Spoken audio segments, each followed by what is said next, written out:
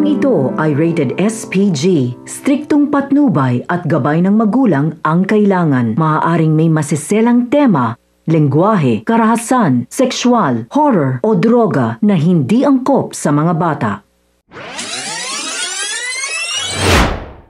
Mga kapamilya, welcome back! At narito ang mga dapat nating abangan sa FPJ's Batang Quiapo. Matapos ipakita ni Tanggol kay Miguelito ang laman ng kanyang utak sa pamamagitan ng kanyang kamao, ay presinto naman ang naghihintay para kay Tanggol. Muli silang nagkaharap ni Rigor at nagulat ito na magbi-mayor pala itong si Tanggol.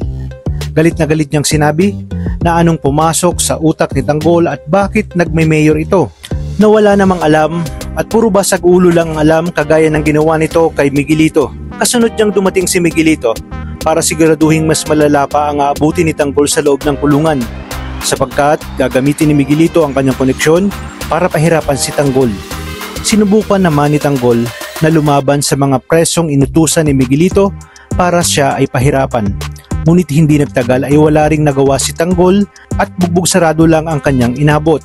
Sa kabilang banda, sa labas ng presinto ay nag-aabang ang mga tauhan ni Miguelito dahil batid ni Miguelito na makakalabas din si Tanggol dahil sa mga koneksyon ng mga Montenegro na matataas na opisyal. Kaya namang ginamit ni Miguelito si David para ito mismo ang magpatumba kay Tanggol.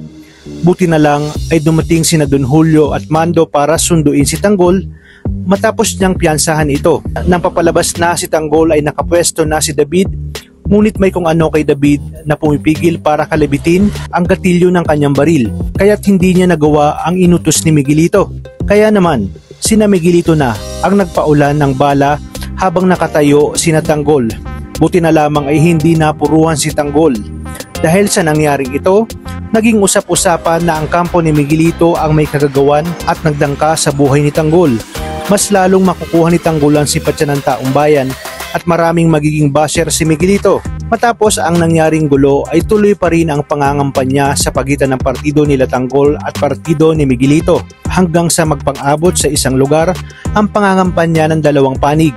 At dito na magsisimula ang mas matinding magulong mangyayari.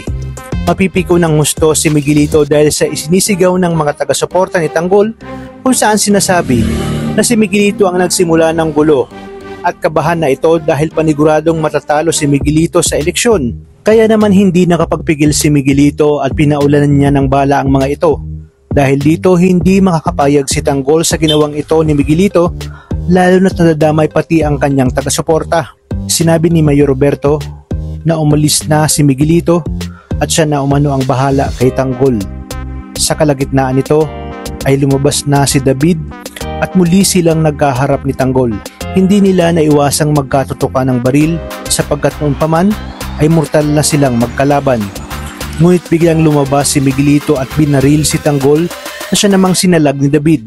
Kaya naman sa pagkakataong ito, mangingibabaw kina David at Tanggol ang pagiging magkapatid.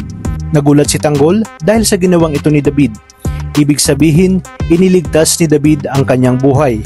Kaya naman tutok lang dahil napakarami pa nating dapat abangan. Dito lang sa FPJ's Batang Quiapo. Maraming salamat sa inyong panonood at pagpalain tayong lahat, kapamilya.